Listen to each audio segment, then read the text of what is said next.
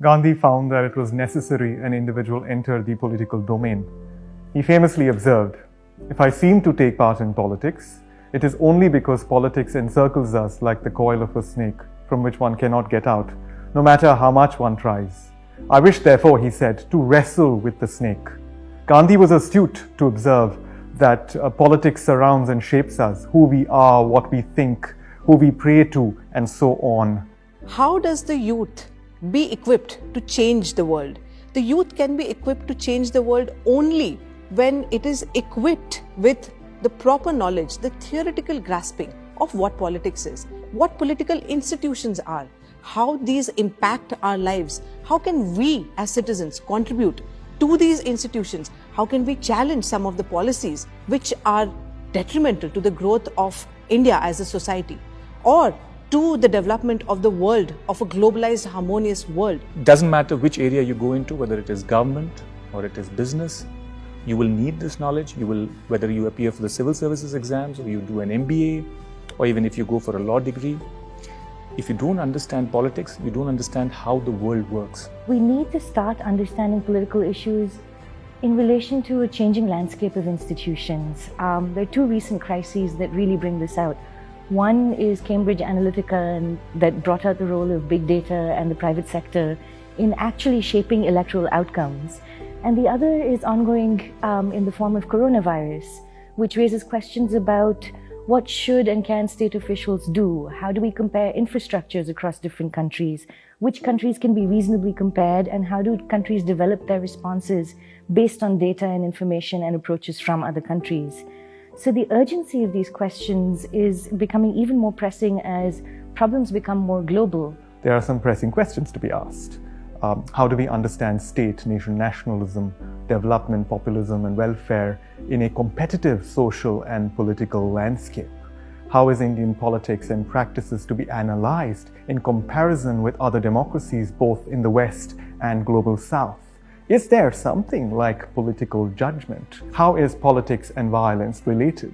What are the new forms that capitalism is taking? How do we understand the connection between war, terrorism, and the way it gets represented? And in the final, what explains politics and ethics and its changing dynamics in the present moment? Our goal is to create a holistic student, a student who can, in the future, contribute to the politics of his nation or her nation as well as the world. Thus, you will have to both peer inside a country as well as look at the world outside. And you will not merely be a consumer of information or news, but a critical discerner and hopefully at some point a producer of news. What makes honours program in political science unique at Jindal School of International Affairs is a novelty of this program.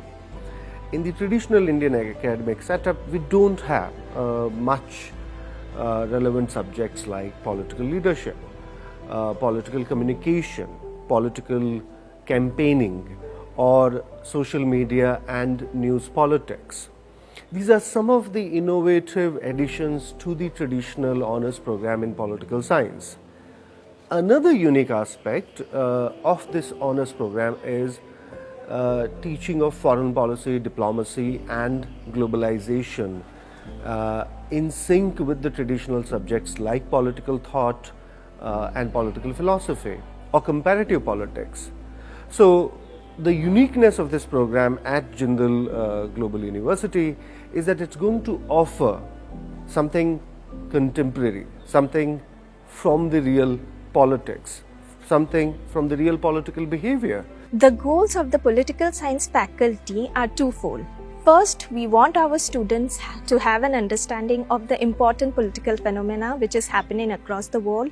Second, we want you to develop your own political imagination by honing your critical skills in leadership, in civility, in diversity, and most importantly, your own ethical behavior.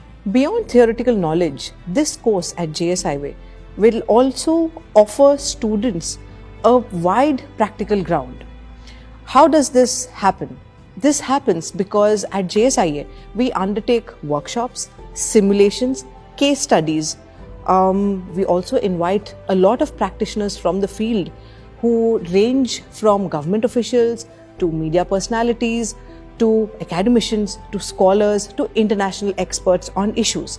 This helps the student in not just building networks or learning directly from practitioners in the field, but also to identify the fields that they might want to enter into. We are not only preparing students to learn how India works in terms of politics, but also to learn how internationally works. For example, populism is not limited to the rise of Donald Trump in the United States. So we are learning and we are teaching how that same phenomena is happening in other regions of the world.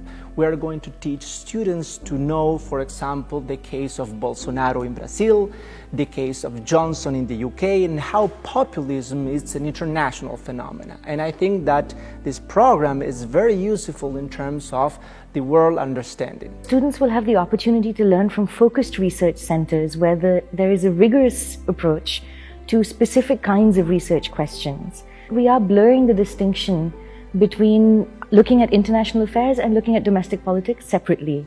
So we will understand Indian politics within a regional perspective, within an international perspective, and in a perspective that doesn't just center the theories and models that are developed in the global north, but that actually take into account, say, East Asian politics or African politics or the rising power of BRICS countries. There are a wide variety of career avenues open to students who graduate from this program.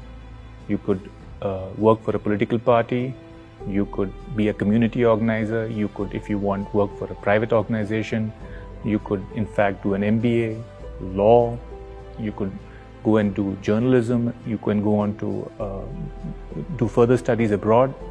So this first degree would be a very good grounding for a variety of careers, both in the public and in the private sector.